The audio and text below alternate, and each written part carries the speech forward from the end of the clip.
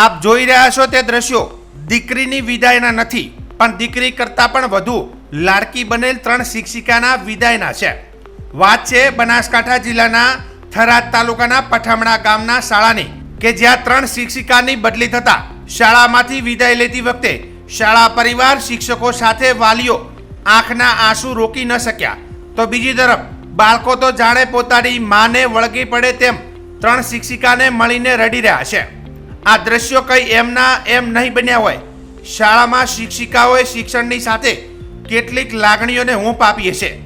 સાચા અર્થમાં શિક્ષિકા શિક્ષિક જ નહીં, પરંતુ શાળામાં મા બનીને શિક્ષણ આપ્યું છે એ વાતનો ક્યારેય ઇનકાર ન કરી શકાય। મારા બેન જ્યારે છેલ્લી બીજે જ છે, મને ગમતું નથી। કેવું ભણાવતા હતા તને? સરસ ભણાવતા હતા, મને ખૂબ ભણાવતા હતા, સરસ ભણાવતા હતા, અમને ગમતું હતું ખૂબ। હવે બીજે જ છે, હવે ગમતું નહીં। સારું લાગતું હતું ને હાલ દુઃખ થાય છે કે અમારી શાળામાંથી બહેનો વિદાય લઈને જાય છે।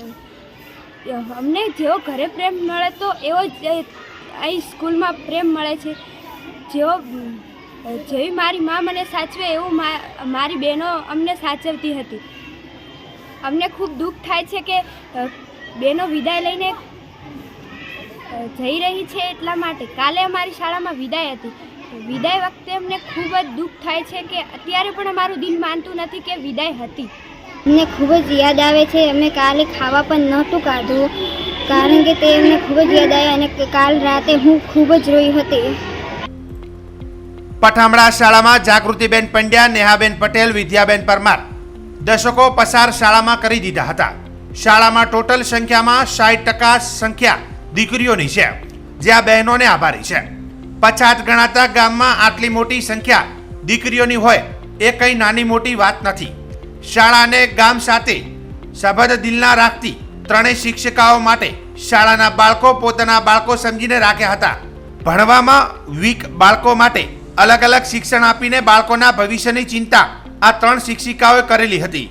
વિદાય બાદ બાળકો રડતા રડતા ઘેર ગયા હતા, અને મોટા ભાગના બાળકોએ રાત્રે જમ્યા પણ નહોતા, કારણ કે શિક્ષકો તો નવા પણ આવશે, પણ જેની સાથે લાગણી બંધાઈ હતી એ પોતાના લાડકા ગુરુ ક્યાંથી આવશે એ સવાલ સવા મનનો બની ગયો છે।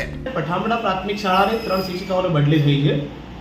એનો વિદાય સંભાળ રાખવામાં આવ્યો હતો, અને વિદાય વેળાએ એવા દ્રશ્યો સર્જાયા કે ખરેખર આવું ક્યારે મેં વિચાર્યું ન હોય।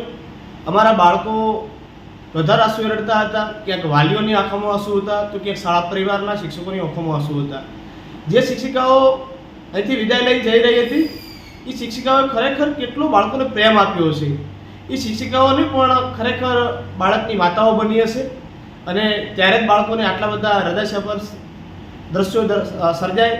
રાત્રે અમે ઘણી બધા શિક્ષકો બાળકોનો વાલીઓનો કોન્ટેક્ટ કર્યો। મેં પોતે શાળાના એસએમસી અધ્યક્ષ તરીકે, તો બાળકો રાત્રે ભૂખ્યા પણ સૂઈ ગયા હતા।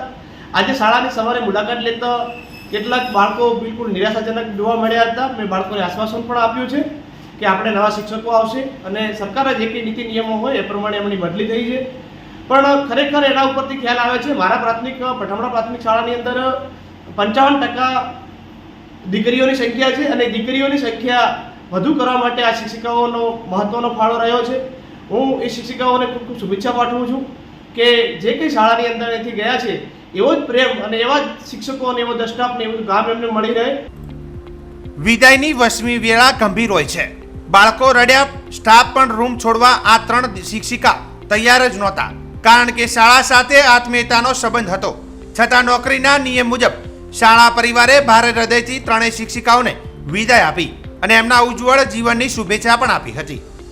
અમારી પઠામણા પ્રાથમિક શાળામાં આજે જાગૃતિબેન, વિદ્યાબેન, નેહાબેનની બદલી એમના વતનમાં થયેલ હોવાથી શાળા પરિવાર દ્વારા અને એસએમસી પરિવાર દ્વારા વિદાયનું આયોજન કરવામાં આવેલું હતું। આ બહેનોએ એટલી નિષ્ઠાથી, ખંતથી, મહેનતથી કામ કર્યું છે કે એમને પોતાને સારી જગ્યાએ મળી હોવા છતાં પણ બદલીની જગ્યાએ હાજર થવા માટે એ રાજી નહોતા, અને જ્યારે છેલ્લો ક્ષણ હતો ત્યારે એમણે એમના સ્ટાફ રૂમમાંથી પણ તેઓ બહાર નીકળવા માટે અમારે મથામણ કરવી પડી અને તેઓ બહાર નીકળવા માટે પછી મોડ નીકળ્યા અને શાળા પરિવાર અને અમે ગામ લોકોએ એમને જે વિદાય આપી છે એ ક્યારેય અમે ભૂલી શકીએ એમ નથી અને બહેનોએ જે કામ કર્યું છે એ કામની અમે ક્યારેય ખોટ પૂરી કરી શકીએ એમ નથી. એટલે આવી બહેનો દરેકને મળે એ જ અમારી ખૂબ ખૂબ પ્રાર્થના છે. ઉલ્લેખનીય છે કે પઠામડા શાળાના દ્રશ્યો કહી જાય છે કે નોકરી કરવા ખાતર કરતા દિલથી નોકરી કરવામાં આવે તો આવી વિદાય શક્ય બને છે. બાકી તો ઘણા આવ્યા અને ગયા,